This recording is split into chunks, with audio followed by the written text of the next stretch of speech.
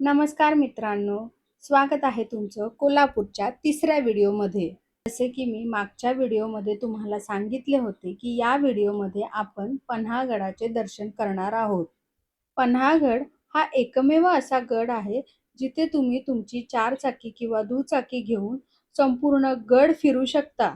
सिद्धी जोहरचा वेढा, शिवा काशीद यांचे बलिदान, बाजीप्रभू देशपांडे यांनी लढवलेली खिंड असा इतिहास असलेला हा पन्हाळगड आज आपण जवळून पाहणार आहोत. छत्रपती शिवाजी महाराजांच्या मृत्यूची बातमी छत्रपती संभाजी महाराजांना याच गडावर मिळाली होती. कुठे व कशी मिळाली होती हे आपण पुढे पाहणारच आहोत. चला तर मग आपल्या व्हिडिओला सुरुवात करूया.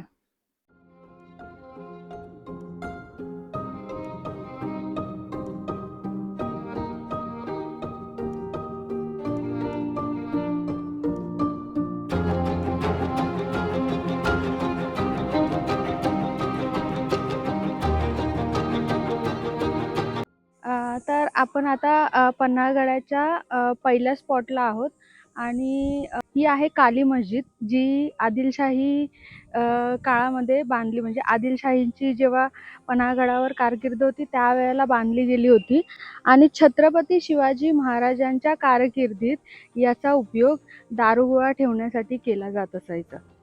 आपण आता दुसऱ्या स्पॉटला आहोत इकडच्या. तर इथे 3 दरवाजे आहेत, म्हणजे ह्या गडाला 3 दरवाजे होते. हा गडाचा पहिला दरवाजा आणि याच्यामध्ये हे जे गोल दिसतंय तुम्हाला, हे बिजागीर आहे. पहिल्याचे दरवाजे कसे लाकडी होते, तर हा पहिला. त्याच्यानंतर हा दुसरा दरवाजा, इथे एक तुम्हाला बिजागीर दिसेल आणि इथे. तर हा दुसरा दरवाजा आहे आणि हा तिसरा दरवाजा, हा वाला.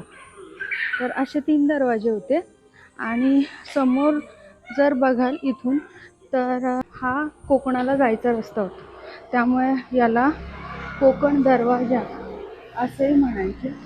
आणि दुसरी गोष्ट म्हणजे संध्याकाळी 7च्या नंतर किल्ल्याचे दरवाजे बंद व्हायचे.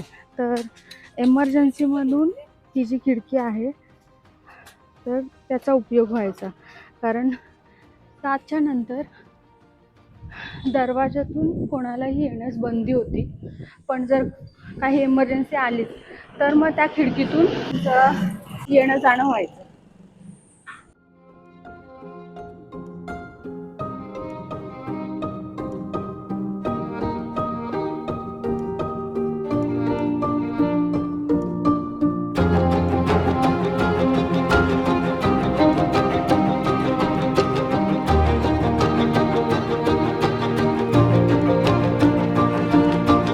तर आता ज्या स्पॉटला आलेलो आहोत ही आहे अंधार बावडी. आणि तसं म्हणायला गेलं तर हे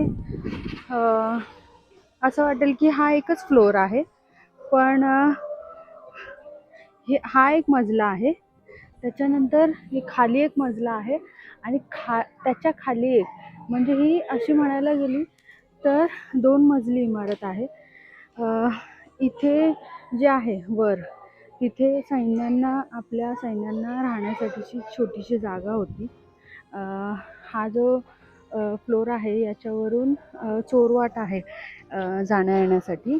आणि ही जी आहे ती विहीर आहे आणि या विहिरीच्या 6 फुटाला पाणी लागतं. असं आहे की असं बघायला गेलं तर कळणारच नाही की इथे विहीर आहे म्हणून. आणि ज्या वेळेला किल्ल्याला वेढा द्यायचे तर तेव्हा आजूबाजूचे सगळे धान्य म्हणा, त्याचे रस्तेच बंद व्हायचे. त्याच्यानंतर पाण्यामध्ये पण विषबाधा करू शकतात. मग हे जे आहे हे पिण्यायोग्य पाणी आपल्या सैन्यांना किंवा गडावरच्या सर्वांना उपलब्ध व्हावं म्हणून ही एक विहीर त्यावेळेला निर्माण केली गेली होती. आणि त्यालाच आता अंधार बावडी, म्हणजे अंधार बाव असं नाव आहे त्याचं. बावडी नाही, अंधार बाव असं नाव आहे त्याचं.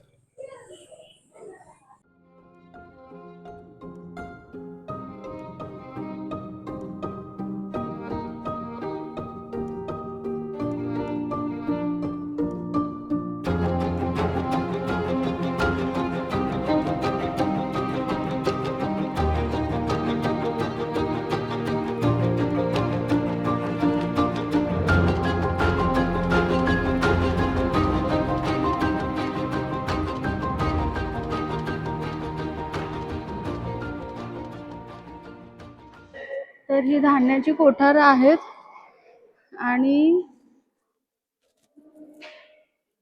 हे जे छोटासा स्पेस दिसतोय ना, याच्यातून धान्य ओतायचे आणि सगळे इथे जमा व्हायचे. पावसाळ्यामध्ये यांना दगडी झाकणं असायची, त्याच्यामुळे पाणी पण येऊ शकत नाही आतमध्ये, धान्य खराब नाही होऊ शकत. आणि दुसरी म्हणजे किड्या मुंगी लागू नये म्हणून इथे कडुलिंबाचा पाला वगैरे असा याच्यामध्ये ठेवला जायचा. हा पूर्ण धान्याचा साठा असायचा. तर त्याच्यामुळे जर समजा हा डोर आहे, तो जर समजा ओपन केला तर सगळं धान्य पुढे येऊन त्याची नासधूस होईल, म्हणून हा छोटासा दरवाजा दिला होता. जेवढं पाहिजे तेवढं धान्य इथून जर थोडंसं वर केलं हे की जेवढं पाहिजे तेवढं धान्य घ्यायचं आणि परत पुन्हा दरवाजा बंद करायचा.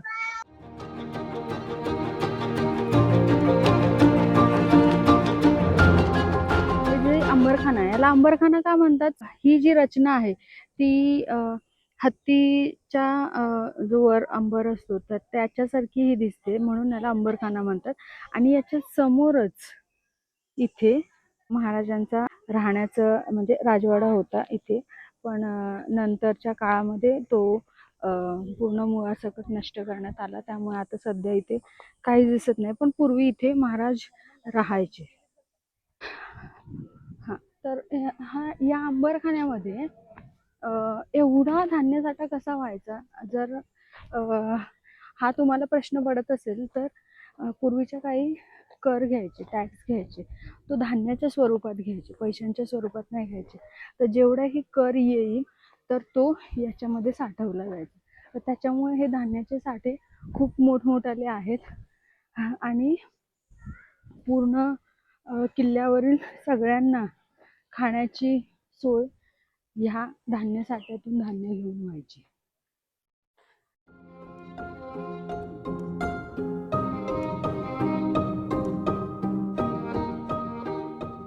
छत्रपती शिवाजी महाराजांना जेव्हा सिद्धीने वेढा दिला होता तर त्यावेळेला काही जे आपले गुप्तहेर होते तर त्यांच्या मार्गदर्शनाने याच रस्त्याने 600 मावळ्यांसह छत्रपती शिवाजी महाराज खिंड, जी घोडखिंड म्हणतात, त्या घोडखिंडाच्या वाटेने विशाळगडावर पोहोचण्यासाठी निघाले होते. त्यांच्यासोबत बाजीप्रभू देशपांडे होते आणि दुसऱ्या बाजूला चिवा काशीद म्हणून जे आपले मावळे होते त्यांनी छत्रपती शिवाजी महाराजांचा वेश करून ते सिद्धी जोहरला भेटायला गेले आणि छत्रपती शिवाजी महाराज इथून पन्हाळगडावरून निसटले.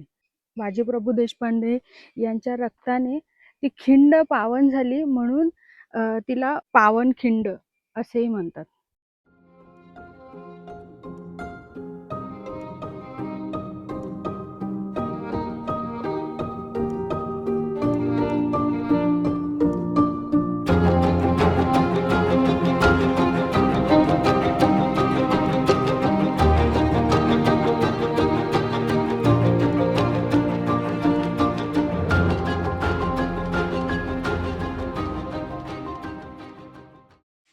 आता आपण ज्या ठिकाणी आहोत ती आहे सज्जा कोठी.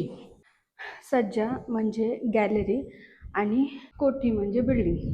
अशी ही सज्जा कोठी छत्रपती शिवाजी महाराजांच्या काळी गुप्त मीटिंग करण्यासाठी वापरली जायची.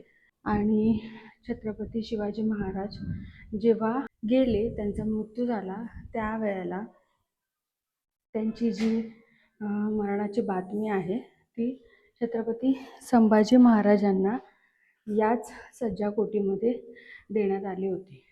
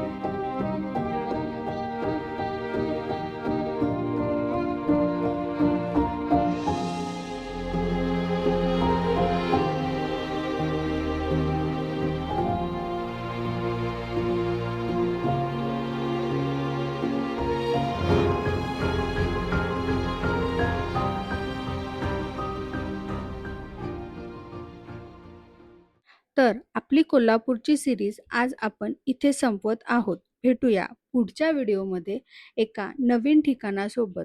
तोपर्यंत काळजी घ्या आणि फिरत राहा.